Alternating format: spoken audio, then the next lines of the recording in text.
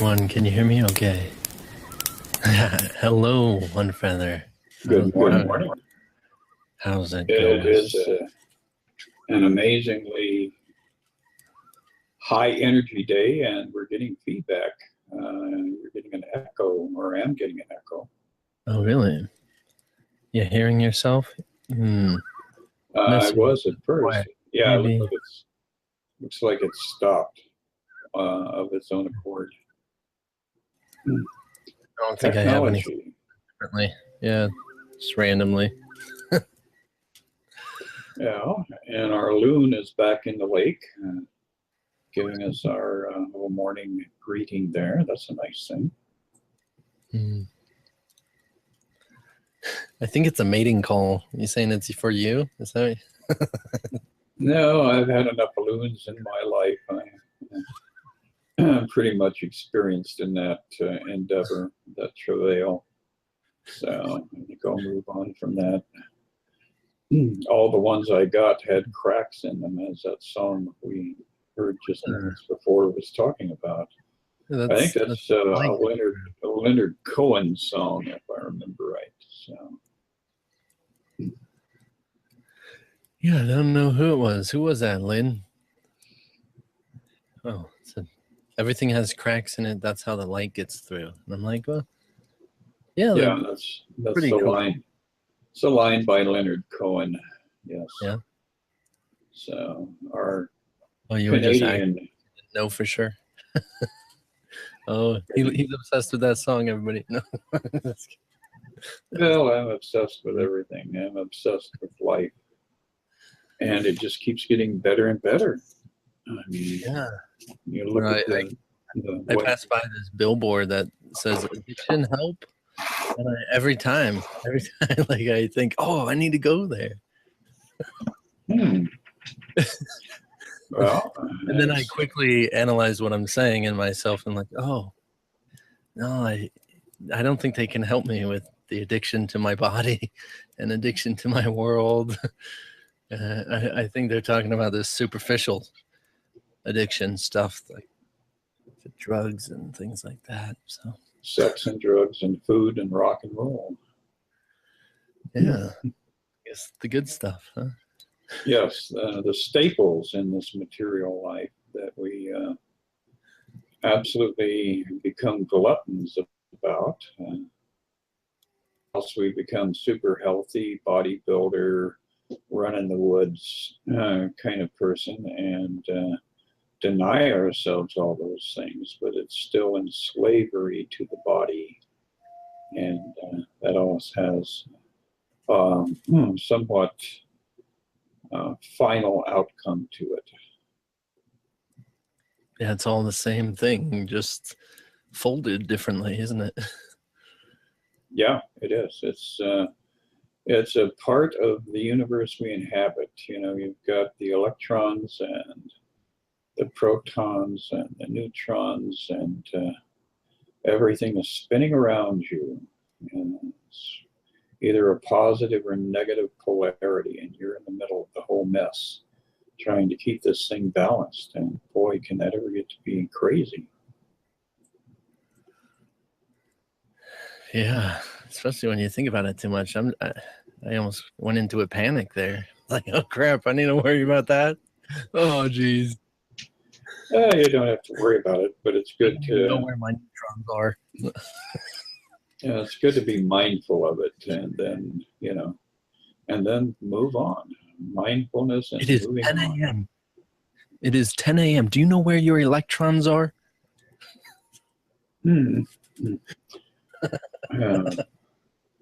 Well, they're probably sitting outside the door, waiting for me to acknowledge them. Need to give them a bowl of kibble and make them happy. What? Is that the name of your dog? Actually, I think there was a cartoon series where the dog's name was either Electron or Proton or something like Neutron. That. Jimmy Neutron. That's what you're talking about, right? I thought of it when you said it. Yeah, it's one of those. Dog. Yeah. but it's all like confetti flying in the air momentarily, and then it all hits the floor, and we have to pick up the broom and we'll clean up the pieces. Yeah, I suppose it depends on all your goal in life. If it's about getting out of the world, there's definitely a specific type of thinking that is required in order to see additional realities. As far as, if your goal is just to survive, you definitely want to know more about the body and know about the world. If it's for your children's survival, you definitely want to focus on that for them and keep them out of the running in the road. I've had to allow myself to spank Atreyu twice this week because of him running out in the busy road. We live right by a 6-lane state street, so it gets pretty crazy out there. Not acceptable. Yeah. You have to put him on a leash. They have those little harnesses and leashes that some people have all these objections to, but the reality is, when it comes down to the bare bones, if you've got a kid who's a runner who's going to just dart off in any direction, there's a period in his life when you need to keep him tethered for your sanity and his protection. It's true. We do have one. It's like a little backpack. I've only used it once, but I got to remember to use it. I'm actually thinking about putting one of those. I have a dog leash that extends out to 25 feet instead of the 2 feet that they give me on that thing, and just attach it to the bag, and so he can go 25 feet and I can pull it back. It's just a thought. Who knows what's actually going to happen? Yeah, it sounds like it would be something that would give you a sense of composure and not being always in panic mode. So it's true. There's certainly nothing wrong with that in parenting. Yeah. I'm chasing after him all the time. We go to the park, and he's all of a sudden 100 feet away already. I mean, he's going on the other side. If Daddy's on this side, he's over there. And so, yeah, it would definitely. I don't know. At the same time, I think I'm supposed to get a little more of a workout. It gives me my jog for the morning. There you go. It keeps you on your tippy toes, but still eliminating all possibility of potential hideous experience, I think, is definitely a mindful thing to be concerned with. So it's a whole nother set of attachments that I've never dealt with before. So my mind has these new, as I've forgiven the world as much as I did before, now I have children. And now my mind's like, oh yeah, what about this? Oh, what about, him opening the door and running out into the road, and you're looking out there and seeing the ambulances, and you see his brains splattered all across the road, and you're like, oh geez, yeah.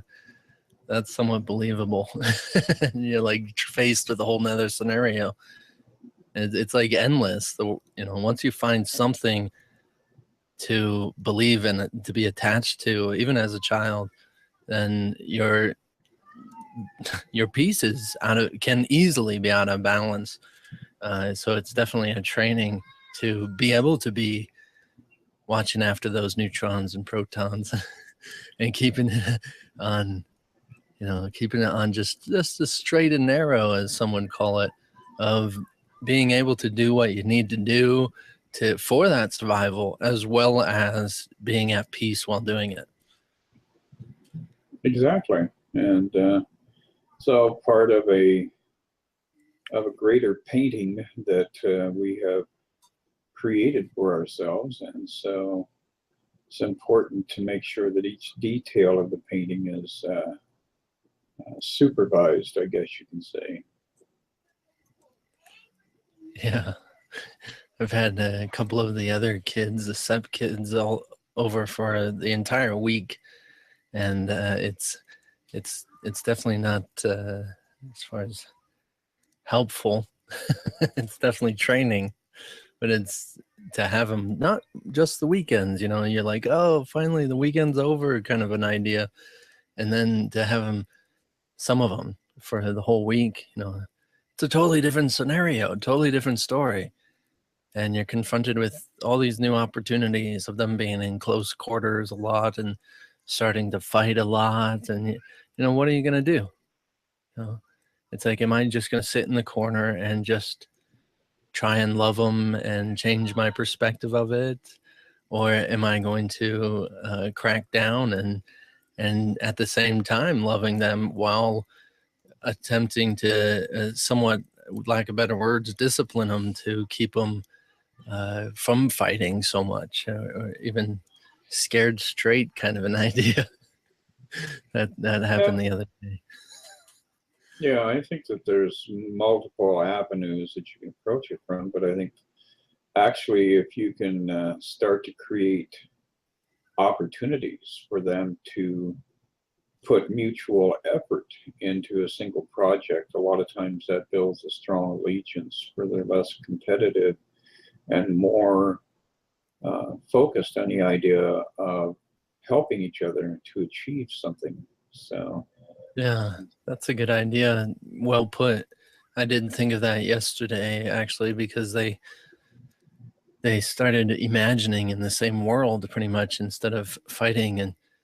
And when it usually is this competitive thing, oh no, you did this and I did that and blah blah blah, and it gets really out of hand quickly. But yeah, to get them doing the same thing that they almost not just can achieve it alone, but they need each other's help in order to do it. Excuse me. yeah, and you start, you know, with your own household with the kids there, and then take it to the city level, then the county level, then the state level, and all of a sudden we'll be able to fix America and make it great again. Yes. Well, you use a phrase like that, and maybe I can skip the family area, just like somebody else say. Anyway. Yeah, that's what it makes this whole thing so remarkable, is that we're so redundant. We just create the same really uninteresting blockages for each other over and over again. And of course, that's the effort of the ego. The ego is 100% committed at all times to making sure that we take 3 steps forward and 4 steps backwards. So try but don't achieve. It's interesting too, because when you really like start to accept, you know, those things that were just teeing you off and they're just really upsetting you, are also the most adorable things when you actually forgive them. You know, it's like at the same time, that's like why you love them. You know, it's like you want to strangle them for it, and then if you have this whole forgiveness thing, you're like, oh no, this is what makes them interesting and in my life and so exciting.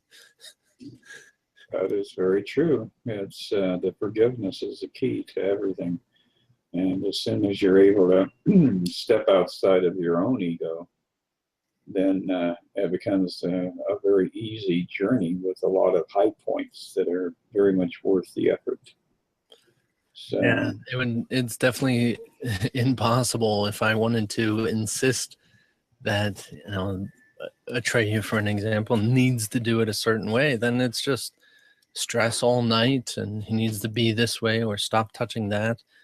It's stressful all night. It's like there's got to be a better way. It's always got to be a better way. Even if my ideas of forgiveness, for an example, and what I think it is isn't working, then there's still got to be a better way, like a different way of applying or thinking that in this way of what I thought was helpful, what I thought was forgiveness at the time was a little, you know, the training and what the world is for in that sense is kind of trying to shift you into, yeah, you thought you understood forgiveness, but you didn't quite get it in that moment. Speak of the exactly. And it sounds like Atreyu is getting ready to attack you from the side there. Huh? He's getting on the other computer over there. Mm. His sister's supposed to be helping with. And he's just 2 years old. Yeah, I lost count after the 2-year-old part, so I don't know how many months after that. About 2 months after that, 3. Yeah. Moving into 3. So yeah, he's approaching becoming part of the cyber universe at a very early age, it sounds like. Yeah, he wants to click and push buttons, that's for sure. And you can hear me saying, Elmo? Elmo? I want to watch Elmo on the computer. Yeah, that sounds like a lot of fun. So, what else is going on there in the land of the Utes? Anything interesting currently? Zion, yeah. That's been my life right now. I've been spending a lot of time with the family and dealing with that. And, having to sit back, having to step back and just see, what is and why. Why am I doing this? What is this for? And constantly faced with this whole direction of, I wanted to do this. Hey, what are you yelling for? I'm recording. Hello? Maybe, hey, you take over for a second. I'll be right back. Okay, well, in keeping with the idea of looking at what we're doing here on this bizarre little planet in a remote corner of the universe, I'll reference Course in Miracles, Chapter 9, the acceptance of the atonement. And I love the way this starts out. It says, the fear of the will of God is one of the strangest beliefs the human mind has ever made. It could not possibly have occurred unless the mind were already profoundly split, making it possible for it to be afraid of what it really is. Reality cannot threaten anything except illusions, since reality can only uphold truth. The very fact that the will of God, which is what you are, is perceived as fearful, demonstrates that you are afraid of what you are. It is not, then, the will of God of which you are afraid, but of yours. And I think that's a very powerful and very profound aspect of the human experience, is recognizing that we are not afraid of God's will. We are really ultimately afraid of our own will, because we imagine that we have created something contrary to God's will and made it real. And it definitely doesn't have even a fiber of reality in it. So I think I can sum up what you're saying, but maybe you could miss most of it. Something about being afraid of God's will in our lives. Yeah, I was reading from Chapter 9, the acceptance of the atonement, and about how the fear of God's will is a strange belief that humans have. But it actually, on a deeper reflection, is the realization that it's our own will that is counter to God's will that we really have the greater fear of. But Yeah. we keep holding on to it. It's that thing about having an idea, a faith in almost the wrong things that are counteracting against it, like that faith in the world and the body's death and all of these emotional attachments that we have determining our choices and so on. And that we're, using them instead of accepting the reality of naturally, where we want to live from the laws of God, live in the laws of God, instead of the pretty much avoiding the laws of death and the laws of the body and everything that many would insist is the truth. So our Right. faith is in those things and the death instead of in the power of God and being joined with that. That's very true. It is. It is an ongoing struggle, I think, for all of us to just surrender to being who we are, to being our natural self, which is a self that is filled with acceptance and compassion and love, and is able to perceive the truth in every person and every experience we encounter. Because we get caught up in all of these little misadventures where we think we know the truth, and the truth actually traps us, whereas the real truth will liberate us. Yeah, once it's defined, then it's not used properly. And so we need to, if you actually have the truth, you see its flexibility, and it's really on the path. It's constantly changing, but at the beginning and the end, and really throughout, it's constant. But while you're going through the path, you're being guided, and you can just, someone can say, climb this mountain, and just say, be on top of it. And you say, oh, you're such great guidance, be on top of the mountain. That's all you got. But the other guidance, the real guidance really would say, turn left, turn right, climb over these rocks, and none of that's necessary if you're on top of the mountain. But it seems on the journey very helpful to know which way to go, which way to turn, throughout that. But ultimately at the end, not completely meaningless journey, but it was through that perspective of taking that journey that I came to know the entire mountain and the way up it. Right.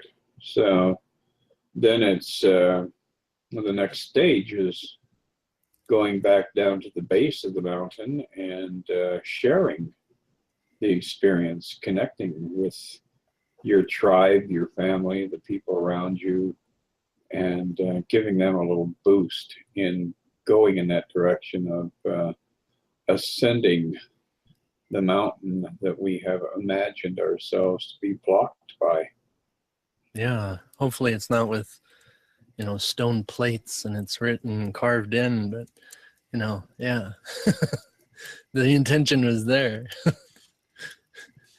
Helping to have peace in society and come together and be more one together. But it's somehow, I don't know how it's turned into this, he said, she said thing, and you're going down and I'm better than you because you did this. And it's like everywhere you turn.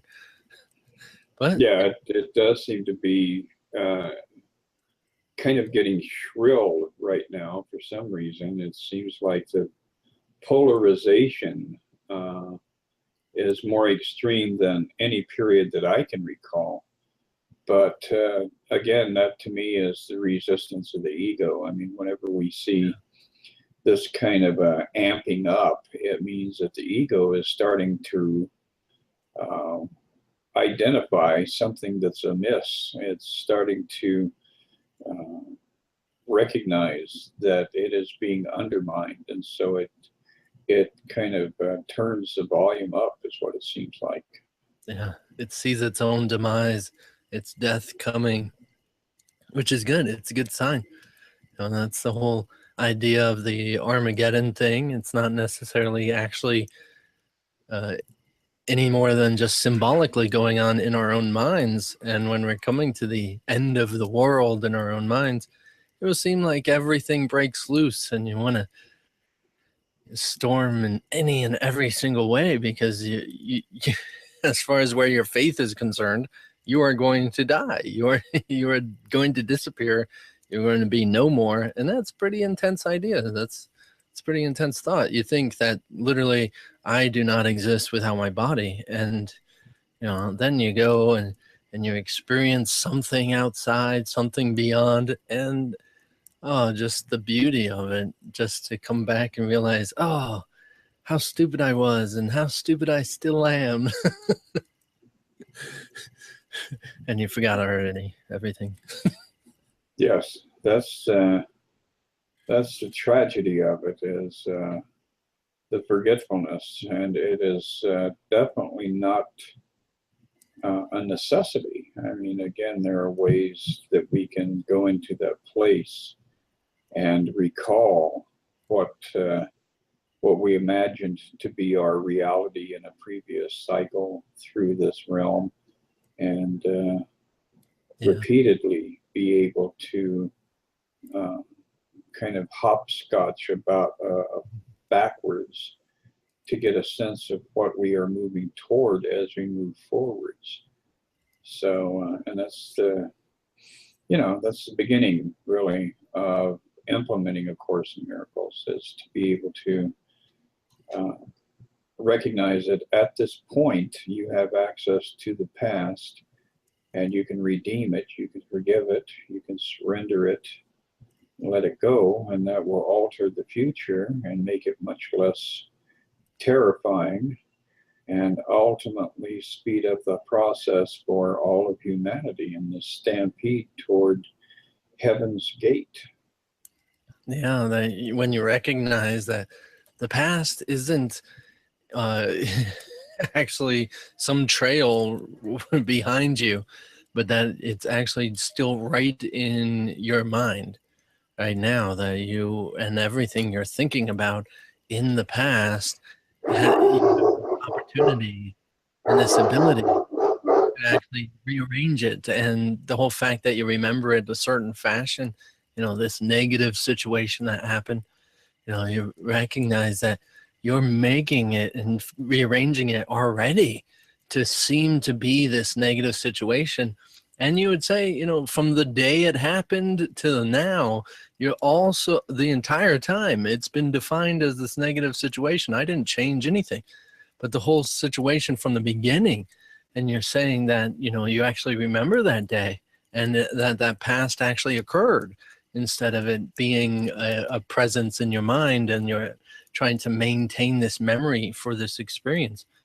That when you do accept that responsibility and capability to actually be able to rearrange and choose not just which memories you want to listen to, but that memory was misunderstood, and that same forgiveness applying to a child with something so frustrating can be so beautiful. With every memory, something that seems so negative can be forgiven and found to be something so beautiful and something so lovely that, you find in this moment, you'll be entering into this happy dream as you've chosen to have happy memories. Yeah, the big emphasis is what are you going to do? It's your story, and as much as you may want to cling to the role of victim in the midst of your story, as soon as you can start to identify the places where you made yourself the victim and go back and own the circumstance and forgive it and let go of it, that's how we make those huge bounds forward. We go leaping into the future, and it's pretty amazing. And the results that we get immediately, we don't have to wait for our gratification. It's instant gratification. It's better than post toasties, Yeah. And that's that whole saving time is about. It is about letting go of the past and not waiting for a death to do it, and not waiting for a karmic return, or not waiting for, whatever it might be, or we're not waiting for Mercury to be retrograde or something. I don't know. I'm just trying to find terms. That, you can do it now. You can choose to do it now. And you'll find that, it's been all set up to arrange in this moment to be in the perfect divine order, to being the time to find that forgiveness, to find that salvation, that healing. And it's hard to, speak generally about this, and most people don't necessarily understand until they actually apply it to themselves and actually experience it, applying it to their own memories, to their own past, and and all these ideas that, you know, my entire past developed what there is in this thing called Devon here today, and the abilities and capabilities that it seems to have in the physical world, and all this stuff. I mean, why would I want to, you know, change that when this is who I am, right? We want to, so we want to question that and start coming out of that and start recognizing that there is something more to me, that there is something greater than this, something greater than I've ever learned, something greater than I've ever could be, and start opening up my own eye from that experience. That is Finding true. what you're looking for. Oh yeah, I'm always digging around and playing around because I've got all these secret places in my desk filled with secret things, Ooh. and that's what makes another layer of our lives here so exciting, is that we have secret things, we have secret thoughts that we can withhold from those around us, and you know, sometimes those thoughts go in a little bit of a critical direction, like, you son of a bitch, I can't believe I'm putting up with the crap you're putting out here in my life, and all that sort of thing. And so we really have to be willing to become more and more transparent, and not transparent from the level of the ego, where we're just going around and saying things mindlessly to people that are wounding and hideous and horrible. But we have to be willing to be transparent and truthful and say, you know, yes, I did have that bad thought about, or I did have that bad attitude about you, but I recognize now that that was my problem, not your problem. So we gain a lot of ground as soon as we start moving away from the idea of secrecy. Secrecy is something that ultimately makes our life an ongoing nightmare. We just need to address it as soon as possible and as often as possible. That's something that is very crucial, and somewhat like the first step of my coaching. For an example that I do is essentially just sharing all thoughts that are in the mind at that time, and just sharing everything just truthfully, and even exposing stuff we thought we could hide and we thought we could keep from each other. And you know, it's, as much as the coaching sounds like I'm dealing with someone, it's really, I'm dealing with myself, and I'm doing the same thing. I'm exposing and speaking, and as much as I encourage them, and it's a unified experience, and it's not so much just you know, I'm going to tell you what to do to get there or anything like that, just a one-sided thing.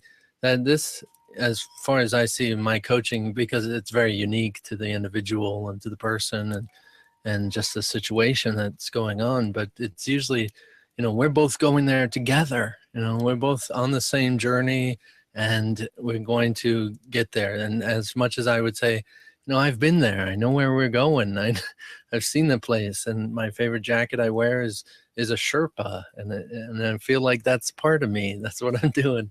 It's like I'm being a guide to that top of the mountain experience.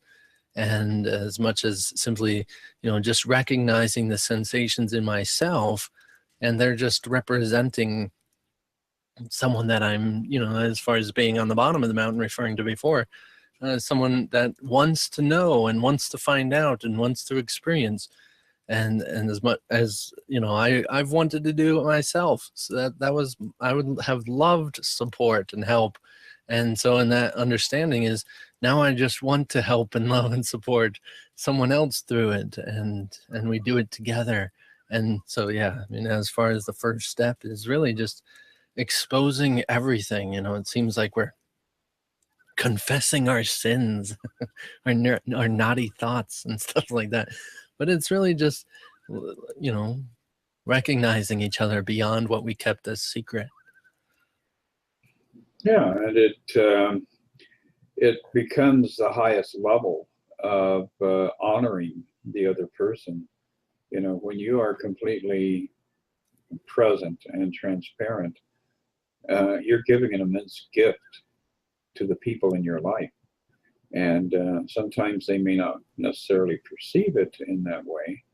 So you do have to use a little bit of discernment here and there, and not just blurt out everything that comes to the forefront of your mind without giving them a little bit of advance warning that you've moved into this new stage in your life where you're not going to have hidden zones and unspoken thoughts. But once you get people acclimated to that idea, then they'll kind of settle in with it too and begin to open up themselves. So reciprocity is an incredibly empowering part of the journey that we are all taking collectively, and it can have a tremendous effect on other people's evolution. So, but like I said, you can't just jump into it without advance warning. You give them a little bit of heads up that this is kind of the new theme in your life, and you'll find that everybody will join you, or else the ones that are not ready for that will vanish for a while. So either way, it's okay.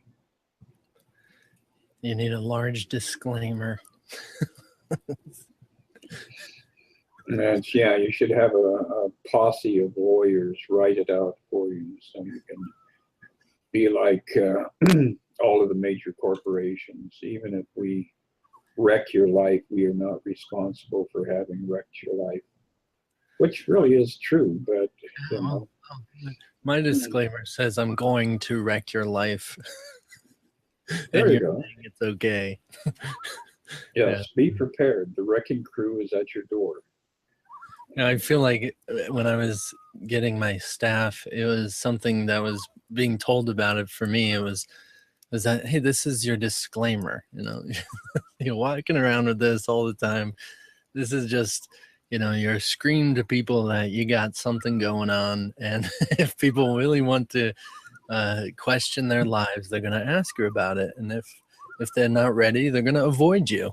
And that's perfectly fine with me. And, the thing about being in this area with the common religion around here is that they do teach and tell everybody to pretty much not study any other religion, not study any other books about even their religion or anything, and just avoid conversation about religion altogether, because the devil is cunning. Satan is very cunning, and it's going to get you. That is true. I had a young Mormon friend who just got back from his missionary efforts in Brazil that I spent quite a bit of time with when I was living out in California. And he was on that journey to become a husband and a father. And it was interesting because he would go to his family and to his elders and to all these different people in church and ask them questions, and they would give him answers. And then he would come to me and say, there's something weird about these answers. And I would go over them with him, and we would look at them from an entirely different angle. And so it can be a challenging thing for people who are part of any religious institution. A lot of times we label them cults, but in truth, organized Christianity is a cult, and it's often at conflict with Islam as a cult, or Buddhism as a cult, or whatever. But the truth is always the truth. And generally, if people are willing to ask the questions, then when you afford them the truth, when you present it to them, they'll look at it and be kind of amazed, but at the same time a little bit uplifted. And it gives them that step upwards.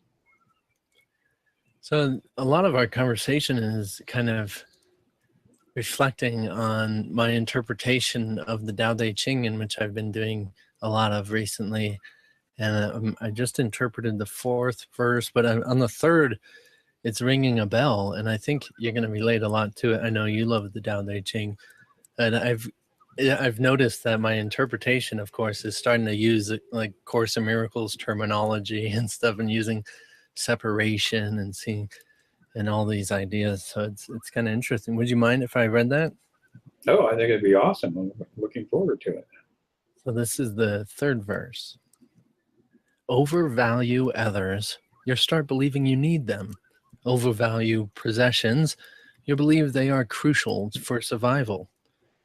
A trained mind assists the world by emptying people's minds and emphasizing their essence, by weakening their ambitions for goals and strengthening their ambition within this moment, or inspiration within this moment.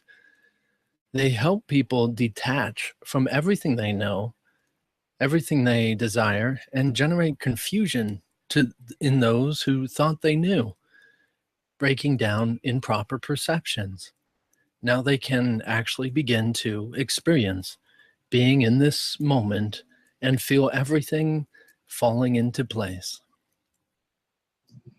Very nice. Now, what hexagram was that from?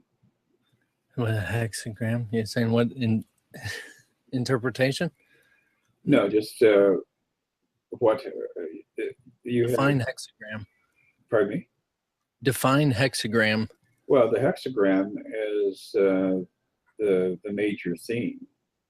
Like the first hexagram in the I Ching is You said, is the symbol of the sun, yang, and then the second one is yin, and then the third one and fourth one and fifth one. So okay, you're saying it goes off talking about each element with those hexagrams, right? Don't they all represent different hexagrams and different elements, right? Like the heaven and right, earth, water and fire. The different interactions between all the different elements: wood and fire and earth and wind. But Yeah, that's good to know. Well, I'm literally just going by internal guidance and just interpreting by reading one or two and other interpretations, and then just seeing what first it kind of goes with an initial translation and then a read and comparison and to see kind of what comes and little word changes and stuff. And it might even change a little bit just to make it make a little more sense, a little more English oriented and stuff like that to kind of point it out. But that is the third one as far as the I Ching. Or do you know which one that is as far as hexagram? No, I look it up, I guess.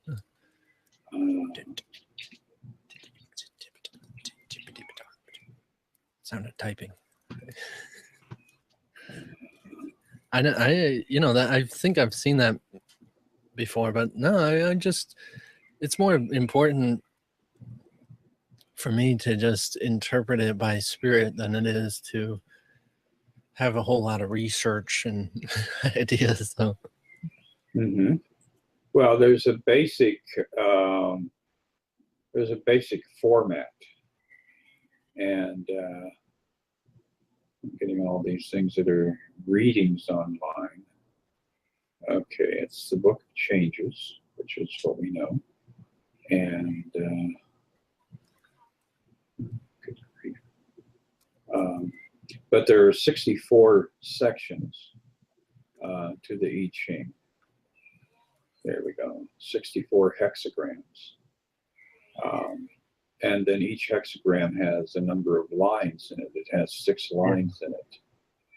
So I know there's about 81 verses of the Tao Te Ching. So how does that all work together with the 60? No, there's 64 hexagrams, and everything falls within those. Hexagram 1 is Quan, the creative, Yang, the idea of masculinity, the idea of starting things off. Hexagram 2 is yin, the receptive. Hexagram 3 is chin, difficult beginnings. Hexagram 4 is youthful folly. So you have all these different hexagrams, and then each hexagram has subsections. So like on the first one, the I Ching hexagram 1 is the action is initiate. And it's all about starting off. It's like the Fool card in the tarot. So anyway. Well, that's cool. I'll definitely be looking more into that and the correlation with the Tao Te Ching. It's pretty cool. I mean, Ching just means book, and Tao is interpreted as the way, and the is the. So it's really a book of the way, and I've translated as book of purpose and of meaning, and pretty much what is the meaning and what is the purpose of our lives? What are we here to do? What is this all about? And that's how it's kind of unfolding and translating and interpreting in my mind, and it's pretty exciting. I enjoy it. Well, I love your interpretation. I'm just trying to establish what it was taken from, what section in the actual text that it came from. Yeah, I can read the interpretation I most directly came from, if you want. Yeah, just out of curiosity, that would be interesting. Okay, so if you overesteem great men, people become powerless. If you overvalue possessions, people begin to steal. The master leads by emptying people's minds and filling their cores, by weakening their ambition and toughening their resolve. He helps people lose everything they know, everything they desire, and creates confusion in those who think they know. Practice not doing, and everything will fall into place. So it's more of a taking a perspective of, instead of attempting to achieve such a thing, it's you have achieved such a thing, and this is explaining what you do now. Right. So it's a little bit of a different perspective. Yeah, the original intention of the I Ching was, it was a series of strategies that were to be used in war. And so it gave you different formats that would create conflict, and then how to resolve the conflict. So it is a profound book, and it has a lot of different... You're actually talking about the I Ching. Right. This is the Tao Te Ching, which is from Lao Tzu. This already has verses that have been it's been translated almost as much as the Bible, and it has various different versions of it, but a lot of people believe that it wasn't translated correctly initially, and that's kind of the idea of what I'm going with. So as far as describing the I Ching and what each of those represents, right, that's not what I'm doing, no. But I am curious on if there is a correlation between them. That'd be cool. Well, I'm sure there probably is if you if you go into it. You're inspiring me to if there isn't, to make one. Right, to expand it. Yeah. Very cool. Yes, I've got the Tao here, which is actually available as a PDF for people who might want to download it and take a look at it. Yeah, I'm actually, so I'm starting to develop one of my interpretation as far as a PDF. But right now, I'm also making some very pretty little pictures with the symbols and everything. of it on a scroll, and it even has Tao Te Ching in Chinese and all this stuff. So you can find that on my website. I have the first 3 up. I actually need to do some corrections on the 3rd one right now, but that'll be done today. So Very it's good. pretty. Yeah, and it just continues to evolve in all directions exponentially. There's so much that we can study, so much that we can learn, so much that we can share.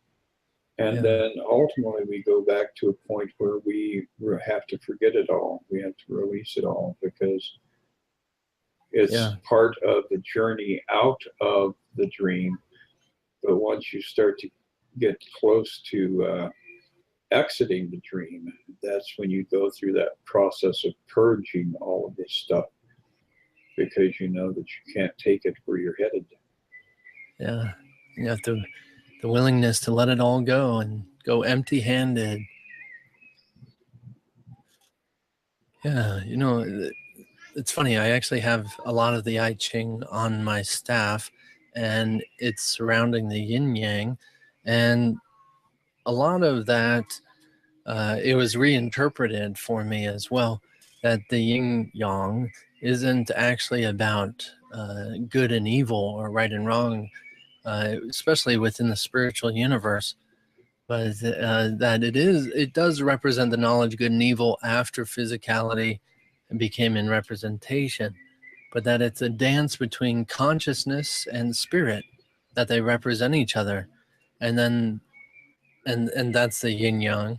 And then outside of it, it's almost that I Ching stuff is kind of makes a tunnel where it looks like steps even coming down, and the earth one is just 3 lines or 6 lines depending on what you're looking at, and you see that the dance between consciousness and spirit then develops this tunnel of physicality, and it makes this whole physical experience.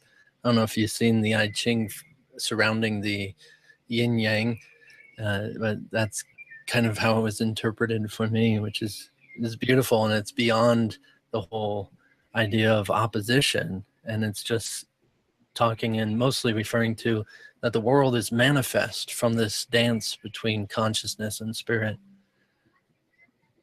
Right. It's the same theme that we find in the Gita and numerous other texts, and it's really that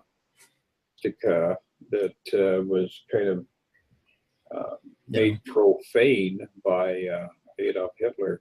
When you go back and look at the swastika as it appears in Native American as well as East Indian mythology and ideology, image of the 4 axes and then the wings that come off of those. And if you look at them in the right way, you can see the idea behind it was a wheel, and the wheel, always spinning, is that interaction between spirit and consciousness. So yes, absolutely. It's represented in symbols all over the world. Yeah, how things have been miscued and used in a fashion that now people resist such an idea. Oh, how can the Buddha have a swastika on his head? Yes, well, he had them before Hitler had them. Yeah. And that's most people interpret it to mean the rise of light, the raising of light, and I know the other direction is like it's like it's a vortex, and so I think Hitler used it in a fashion, the rise of white instead of light, but and that looks like our time. So thank you so much, my one feathered friend, for spending this time with me. Absolutely, Devin. It was great having the chat. And 1 week from now, we'll have another one. But real fast, I will say keep your eyes out for a video that finishing up processing now. And it's called, what is it called? It's called Granola, ACIM Granola. And if you are intrigued by that title, you'll have to watch the video. It's going to be great.